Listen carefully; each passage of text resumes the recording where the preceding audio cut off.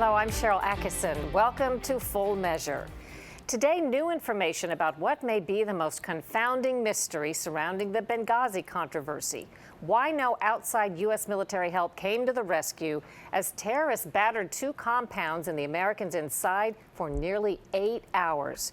4 Americans were killed, Ambassador Chris Stevens and diplomat Sean Smith, along with former Navy SEALs Glenn Doherty and Ty Woods. In recent days, the House Benghazi Committee heard from key figures in closed-door testimony. They include former CIA Director David Petraeus and former Defense Secretary Leon Panetta. And later this week, they'll hear from a third official that few have probably heard of, Jeremy Bash, former Defense Department Chief of Staff, whose email happens to be central to our report today. It's an email he sent from the military to the State Department the night of the Benghazi attacks, one that's been kept from public view for 3 years and lends evidence to allegations of a rescue interrupted. We need immediate assistance. We are overrun. If you do not get here soon, we are all going to die. The film 13 Hours, The Secret Soldiers of Benghazi opens later this week. None of you have to go. We are the only help they have. It's the harrowing account of 6 CIA team members in an annex about a mile from the Benghazi compound when it fell under attack. They claim when they tried to go to the rescue, their boss delayed them. You're not the first responders. You're the last resort. You will wait. Now, an email hidden from public view for 3 years reveals another rescue attempt was apparently interrupted. The military offered to deploy special forces to Benghazi during the assault, long before the attackers killed CIA contractors and former Navy SEALs Glenn Doherty and Ty Woods.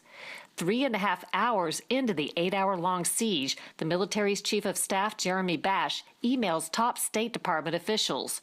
We have identified the forces that could move to Benghazi. They are spinning up as we speak. They include a Special Operations Forces element that was in Croatia. They're spun up as we speak means he's made contact with them. They've confirmed that they've been given that order, and they're making progress toward going to that location. Retired Army Green Beret Colonel Andrew Wood commanded a Special Forces anti-terrorism team protecting Ambassador Chris Stevens and other diplomats in Libya. I feel duty-bound to come forward. In 2012, Wood told Congress his team was removed from Libya by the Obama administration a month before the attacks, despite warnings of terrorist violence to come. For the first time, Wood speaking out with a startling claim that those special forces offered in the military email were on their way to Benghazi, but were turned back. Those individuals, I know, loaded aircraft and got on their way to Benghazi to respond to that incident. They were not allowed to cross the border, as per protocol, until they get approval from the Commander-in-Chief. That authority has got to come from him, otherwise they're not allowed to go further into the country. I have a high degree of confidence that happened based on information that I've heard from individuals that were there. Those forces were put into motion. They simply were not allowed to go further. The White House has refused to detail the involvement of President Obama, the commander-in-chief, while Americans were under attack on foreign soil. Following a short briefing at the beginning of the assault, he virtually disappears from the public narrative. The White House declined to comment for this report, but has long denied any assets were available or ready and said everything possible was done. Yet the email indicates special forces were ready and high-ranking Obama administration officials or principals were to weigh in. Assuming principals agree to deploy these elements, we will ask state to secure the approval from host nation, the military tells the State Department. Please advise how you wish to convey that approval to us. Inexplicably, nobody did seek Libya's approval for the U.S. forces to fly in to help. The availability of special forces is news to Greg Hicks, the top U.S. diplomat in Tripoli during the assault.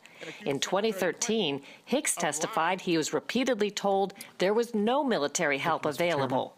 I asked the defense attaché who'd been talking with AFRICOM and with the Joint Staff, is anything coming?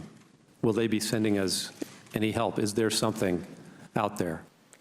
Responding to the newly public email, Hicks tells Full Measure, an aggressive interpretation of the military options presented would have tasked me with obtaining flight and landing clearances from the Libyan government. I have no doubt they would have been granted.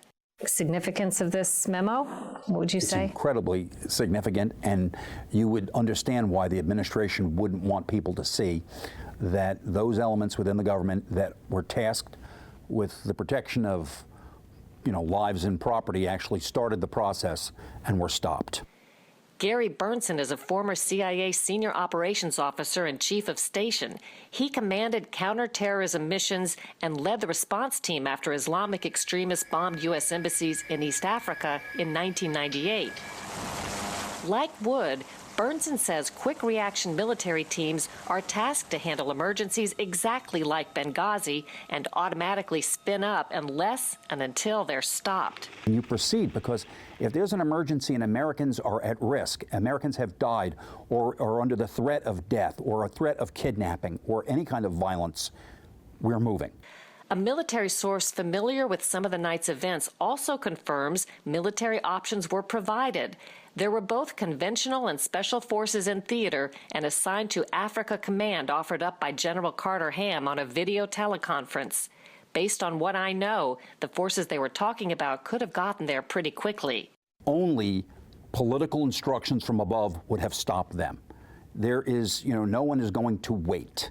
That is my experience of having done this for almost 25 years, having led the teams myself.